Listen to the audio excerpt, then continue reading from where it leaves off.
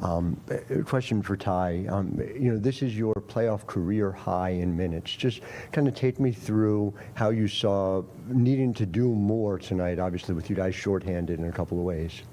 Honestly, I just try to stay ready whenever my number is called. The team always instilled confidence into me in practice, every game, throughout this whole season. So honestly, just whenever my number is called, I'm trying to do what's best for my team and be there for them. And Liv, just a similar question for you, knowing that you guys are playing shorthanded, how do you change your game? Do you feel like that played a part, in sort of a level of frustration that goes along with that, where you guys are trying to do something new and different here in this moment? Just to kind of feed off of Ty, I think it just forces us to really step up. I mean, with stepping up, there comes adjustments and things like that need to be made. But I think we're doing the best that we can with that. There's levels that we can improve on, and I think we'll see that tomorrow. Watching film and stuff. But I think everybody's just trying to give their best effort and contribute as much as possible. Thank you both.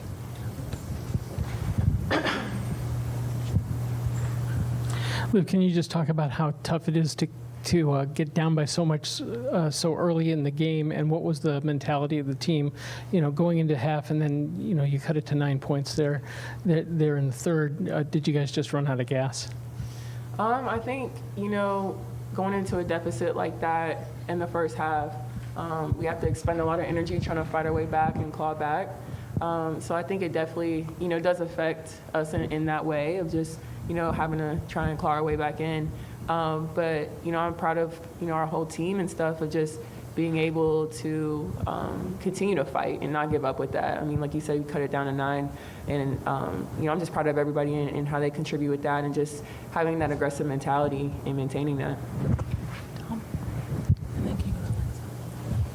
Yeah, Ty, obviously your defense was remarkably effective in the first game. Tonight, they kind of solved it, scored a lot of points. How do you counter-adjust to get your defense back to that level for Game 4? Just knowing scout. I mean, we harp on it all the time in practice, and we know that they're going to try to do different things on offense and read things differently, and we go through that in practice, but it's just kind of executing it and being at the point and being just a little more aggressive and not fouling. For either or both of you, seems like at some points there are some frustrations on the bench. How do you all kind of collect yourselves, keep composed, and keep the eyes on just trying to even the series going into Sunday? And who really steps up to make that effort? Like in terms of players, is it someone like Dawana, or who does that role? I mean, we love each other. We're all sisters, so we talk about it. We come together. That's pretty much it, honestly. It's a game runs, basketball, things get heated, but we still love each other. We're going to come together and bring a better effort next game. Liv, Gino was here today with CD and Kathy. What was it like to have them in the crowd?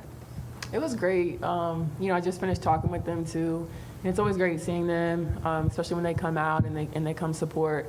And so, I mean, I just love seeing them, the team, everybody, and it's special to me too, for them to all show up like that and be able to watch me, especially at this level now too.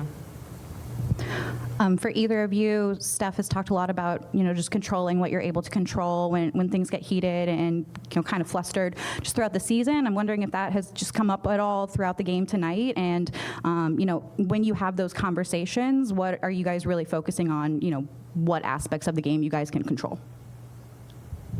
I think our energy, our effort, things that goes outside of just skill-based, just mentally, those things we can control just as a human ourselves. And I don't think it came up throughout the season, but like you said, we're a sisterhood, and we're going to rock for each other regardless. Liv, specifically in sort of the inverse of what we talked about after Game 1, with what Beck Allen does defensively, what does the absence of Beck Allen do? How does that change rim protection and, what you're doing in terms of the defensive scheme here? Yeah, I mean, she brings defense, offense. She's a long player. She's able to get deflections, blocks, steals, and then she's able to just shoot the 3-ball and also attack, off the dribble too.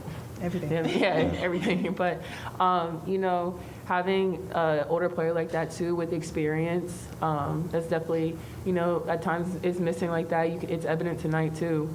And just with her ability to even space the floor and like I said, just going back to the defense, offense, just all that she brings. And so I think it was pretty evident tonight, you know, throughout the game, just, you know, how much we missed her with that. Thank you. Last question?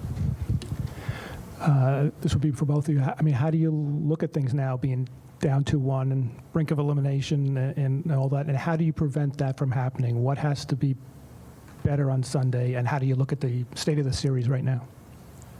Well, first thing first, we have to come out a lot better.